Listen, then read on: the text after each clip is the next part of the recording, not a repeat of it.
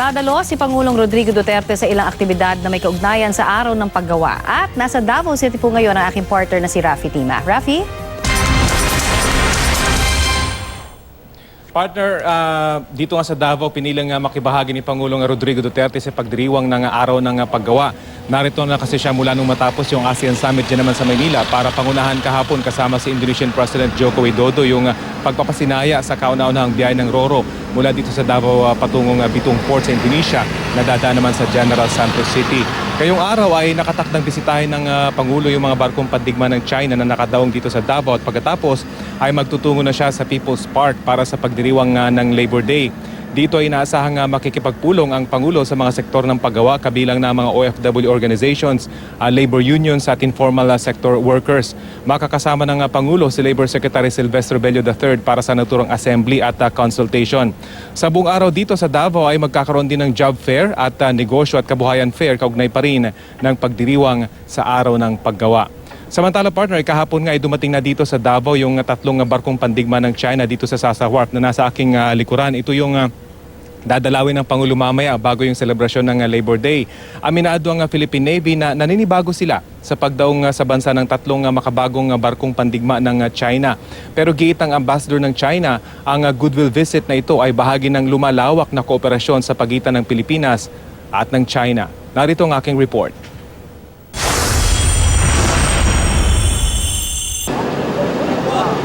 Ito ang tatlo lang sa mga pinakabagong barkong pandigma ng China, ang Guided Missile Destroyer Changchun, Guided Missile Frigate Jinzhou at Supply Ship Chaohu.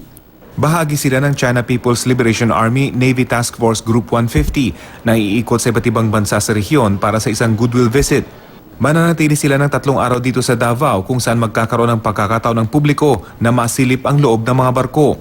Ang mga Navy personnel ng Pilipinas at China magkakaroon din ng mga aktibidad na kabibilangan ng Goodwill Games at Shipboard at City Tours.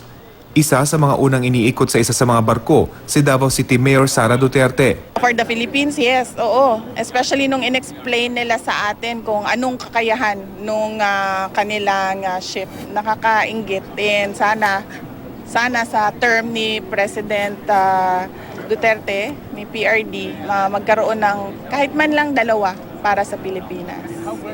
Sa Maynila daw unang plano magtungo ng mga barkong ito, pero pinili nilang sa Davao na lang tumuloy para naman daw maiba at para iparamdam ang pasasalamat kay Pangulong Duterte na naglalayong ayusin ang relasyon ng Pilipinas at China. In-explain naman nila na supposedly dapat nasa Manila sila, but pinili nila yung Davao City. Well, number 1, for a change, and then number 2, because it is the hometown of the President.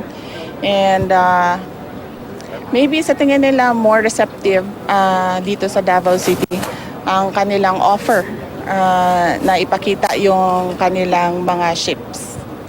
Ang Philippine Navy aminadong naninibago sa pagbisita ng mga Chinese. Ito kasi ang unang pagbisita ng mga barkong pandigma ng China sa Pilipinas matapos silang magpatayo ng kanilang mga artipisyal na isla sa pinagagawang teritoryo sa South China Sea at matapos manalo ng Pilipinas sa UN arbitral ruling laban dito.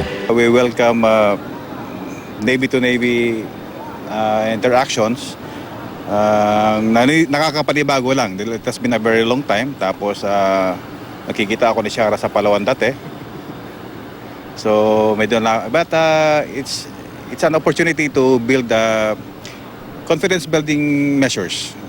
Para sa ambassador ng China sa Pilipinas, ang pagbisita ng kanilang mga barko ay bahagi ng lumalawak na kooperasyon sa pagitan ng dalawang bansa. This is a significant visit. After your president's successful state visit to China, our relationship has entered into a new era. I call it a new era of comprehensive cooperation. By comprehensive, it must include military-to-military relationship. Sa kabila ng gumagandang relasyon, tututulan daw nila ang planong pagpapaganda ng pasilidad ng Pilipinas sa Pag-asa Island. We view the occupation by the Philippine side of those islands are illegal. And so the buildings on it are also illegal.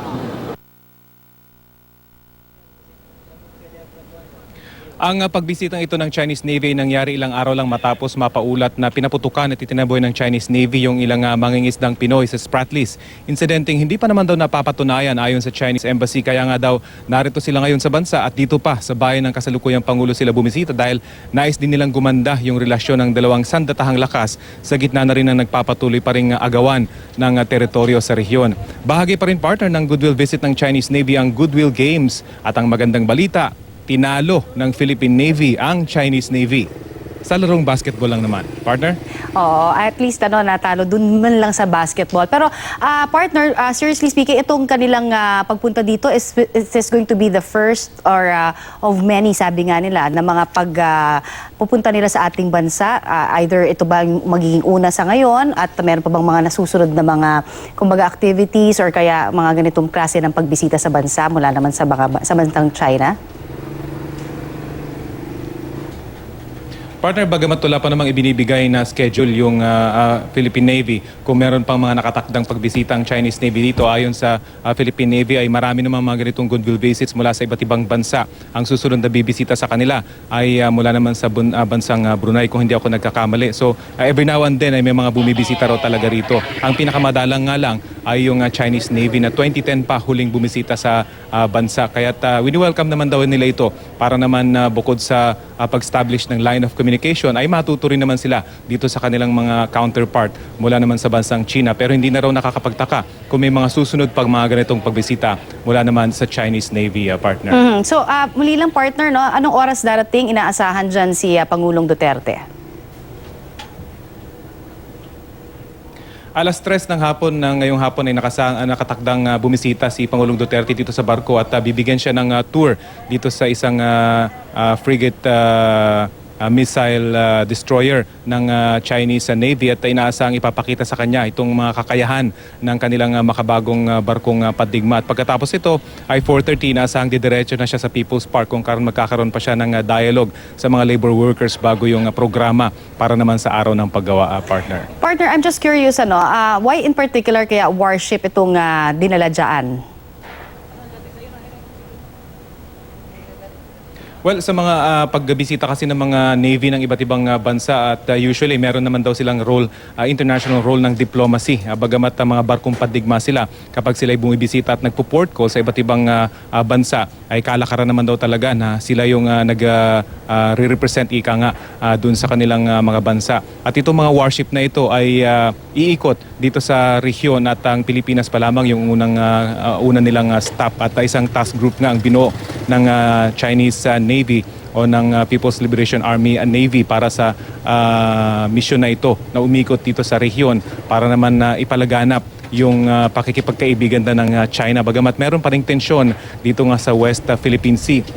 Pero ayon nga, partner, ayon nga sa Philippine Navy, magandang pagkakataon ito para naman makapag-establish na sila ng komunikasyon, makausap nila yung kanilang mga counterpart para pag nakita sila sa high seas o nakita sila sa karagatan ay alam na nila yung procedures at gagawin at kung sino man pwedeng makontak kung magkaroon ng mga aberya. So ito yung importansya raw ng pagbisita ngayon ng Chinese Navy dito sa may Davao, partner. Maraming salamat sa iyong update sa amin, partner, at ingat ka dyan.